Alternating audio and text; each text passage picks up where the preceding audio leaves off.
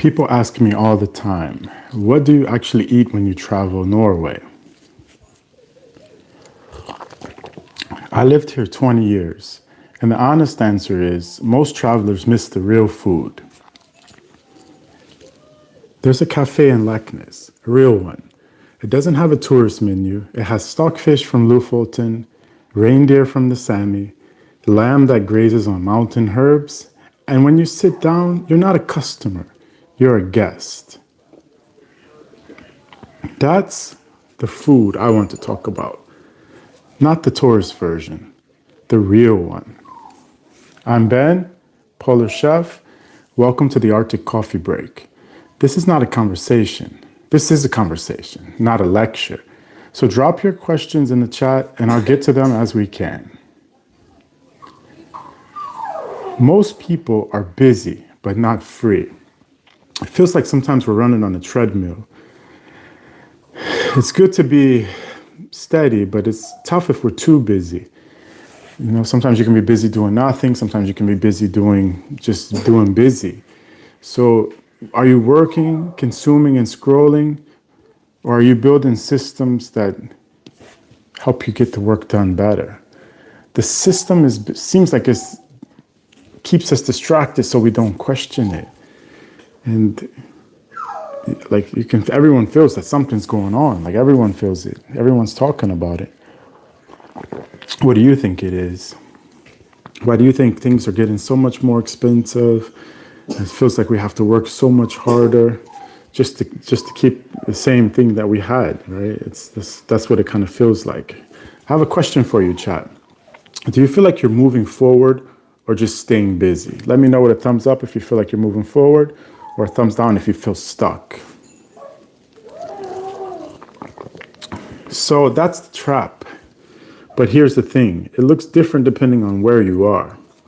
Let me show you what I mean. Today's Norwegian word is smak. It means taste. Smak, they are the beginner. Taste, that's where it all starts. Now, let's look at how this plays out here in Norway. In the food, it's like 3 or 4 multinational companies deciding what's on every shelf. And it's even more complicated in Norway. Welcome, everyone. If you're just joining, we're just talking about food. We're talking about Norway. Norway has a lot less competition than, for example, the US. In the US, you have shelves with many, many different varieties. But in Norway, they don't like to have so many choices. So they kind of limit the choices so you don't get this analysis paralysis. And, you know, it's good in some ways, but then in some ways it's not good because you just have a very limited amount of choices. But in Svalbard, for example, when I lived there, there was only one grocery store and it's owned by a company in Oslo. So they decide our prices, our selection, our reality. And that's the 5%. It's not anything shadowy, but it's just distant. And that distance is the power. And my question for you now, Chad, is have you ever felt like the system is rigged? Just give a thumbs up or a thumbs down. So that's the system. But here's the thing. You can step off the train and it starts with it starts with what you put on your plate. Arctic food isn't just ingredients. It's a way of life. It's about eating what the land gives you, not what the corporation ships to you. It's, for example, reindeer, lingonberries, Arctic char, cloudberries. These foods, they don't come from a factory usually. They come from the wild, from the sea, from the edge of the world. When you eat outside of the system, you start to think outside the system. It's really, really important what you're consuming and what we're buying, because when we buy, that's our vote. We vote with our money. So if you're voting for only fast food, then you're going to get the food that's kind of overpriced now, not as healthy. But if you're voting to buy more local food, welcome everyone if you're just joining. We're talking about food, we're talking about Norway, we're talking about local. It's important to have local. If you have some farmers markets, if you have any way that you can grow your own food, do it, because like the way things are happening now, it's important to have these skills.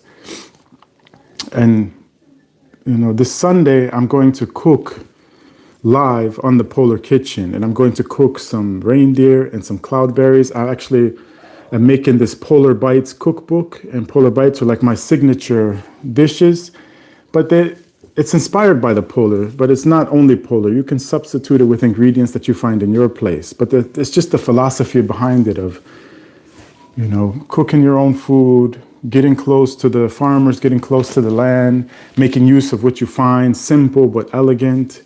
This is the style. This is my style.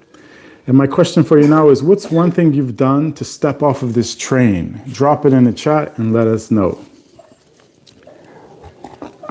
Sunday, I'm going to show you what that looks like on a plate. This Sunday, I'm cooking reindeer and lingonberry in the Polar Kitchen, sourcing outside the 5%, real food for real people in a real place. And if you're planning a trip, check out this week's tour of the week. The link is in the pinned comment down below.